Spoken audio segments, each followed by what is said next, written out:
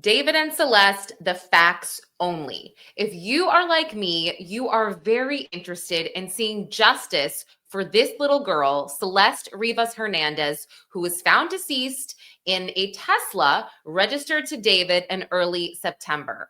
Celeste Rivas Hernandez, her body was said to be severely decomposing in the frunk of this Tesla. And I feel horrible talking like that about a beautiful girl that should still be alive today. So let's break everything down, the facts only, because there are a lot of different rumors swirling. I'm going to play a clip from Court TV the other day as well. But first, don't forget to like and subscribe to Los Angeles Magazine. I'm Lauren Conlin, and this is your daily pop culture, scandal, and crime news. Celeste Rivas Hernandez, she's being reported as a 15-year-old girl, but it's important to note that her body was actually found the day after she would have turned 15. So this sweet girl only lived until she was 14 years old.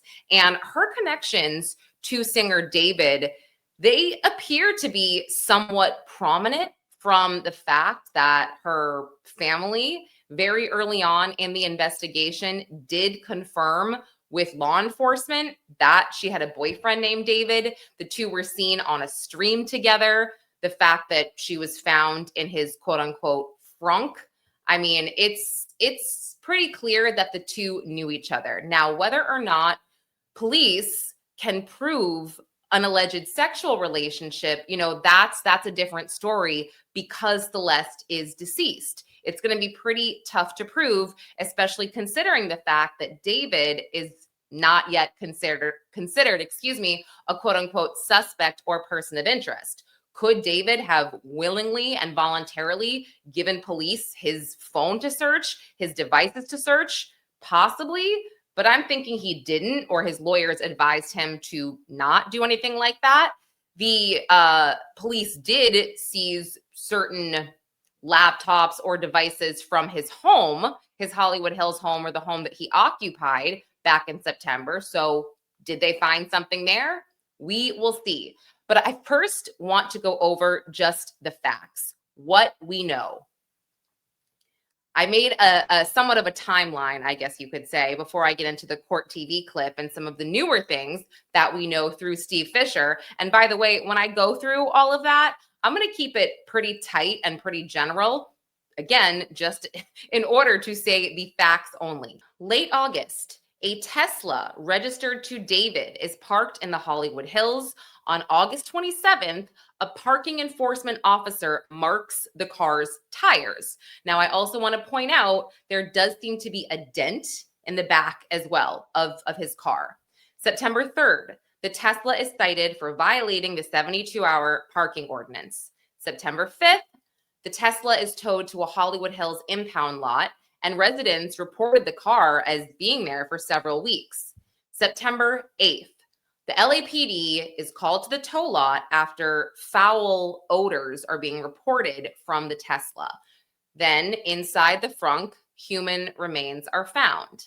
On September 16th, the LAPD, or I'm sorry, on September 16th, the Los Angeles Medical Examiner's Office publicly identifies the remains as those of Celeste Rivas Hernandez, who was 14 at the time of her death. The cause and manner of death are listed as deferred, and they still are listed as deferred. September 18th, the LAPD serves a search warrant at the Hollywood Hills home where David has been staying, and this home was rented by his manager, Josh Marshall. Investigators seize evidence, computers, and other items. They were said to be looking for blood evidence. And the same date as this search, David transferred his Houston, Texas homes in his mother's name.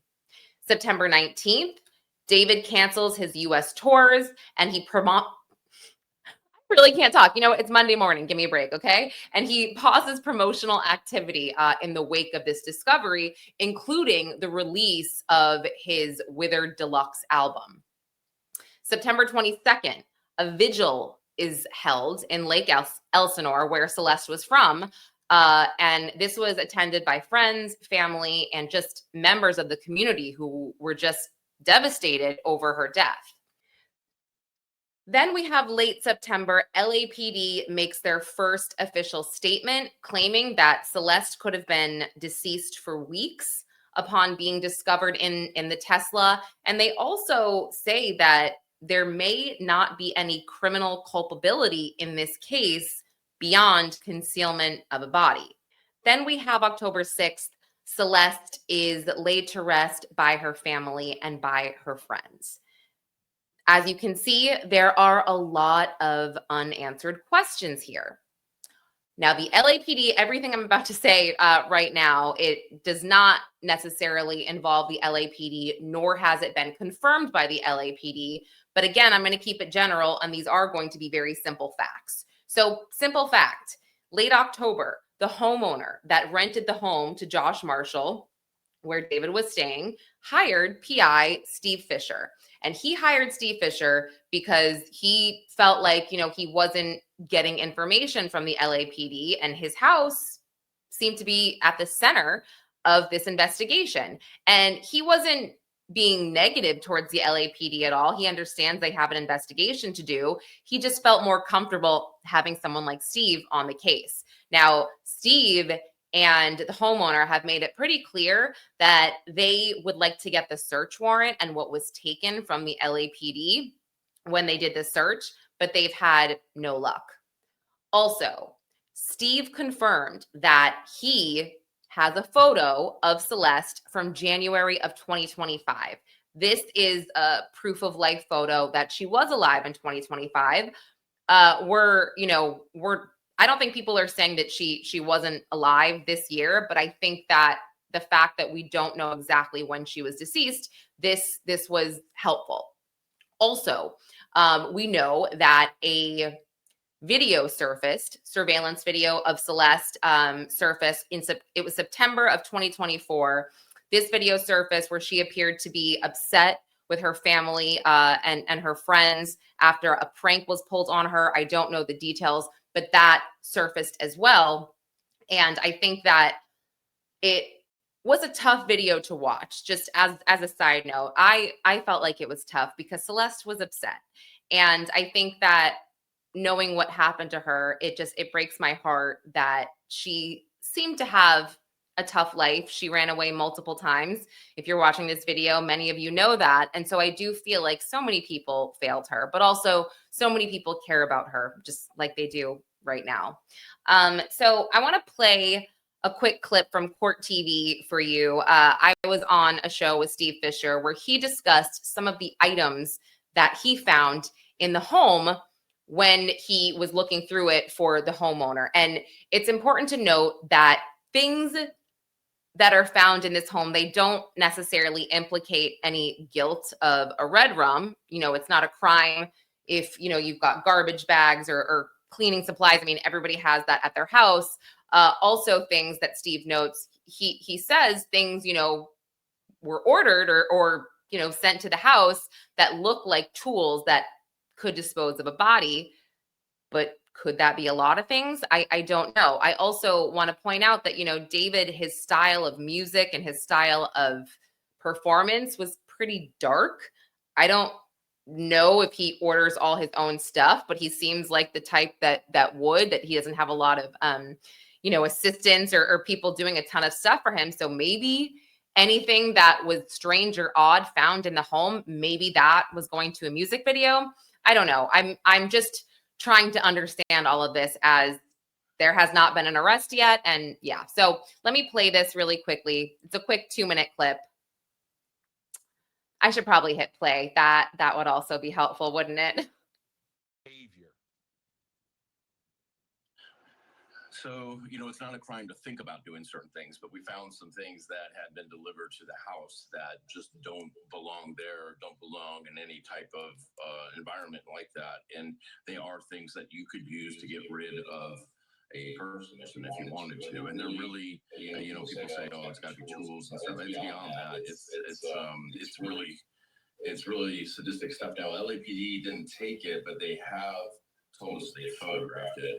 But again, that's not a crime, just ordering these things. It is concerning to me that so much stuff was left behind in the house that Steve was collecting, as evidence, because he's working for the homeowner. Some of this stuff that Steve and I have talked about offline, it's weird. I'm sorry. Okay, we don't need to hear me talk about it. The main point of that was just to hear Steve say, pretty sadistic stuff, but it's not a crime. Steve also said he basically broke this news on Banfield about seeing the person who was last driving the Tesla through ring cam footage on neighbors' ring cams. And this person also matches somebody that was seen going inside David's house, being around David's house, and also he was seen in photographs with David on David's Instagram as well. And this was all around July 29th. Harvey Levin had mentioned something about a key on his last podcast of Two Angry Men. I speak to Steve very frequently. I don't know anything about a key. I don't know what Steve said about a key. I don't think he said anything. What he told me, and again, what he reported on Banfield, was he saw the last person driving the Tesla because of surveillance footage from a neighbor. And he knows who it is. He's not sharing it. I think that's smart because he doesn't want to, meddle in the LAPD investigation. And he also is sharing all of his information with the LAPD. But I just wanted to put all of that in one video. These are just facts only. I'm not speculating. I'm not going that route right now. So just a quick recap, but we'll have more on this story, as I do tend to do videos on this every couple of days or at least once a week. So thanks everyone for watching. Don't forget to subscribe to Los Angeles Magazine. I'm Lauren Conlon. I'll catch you guys tomorrow.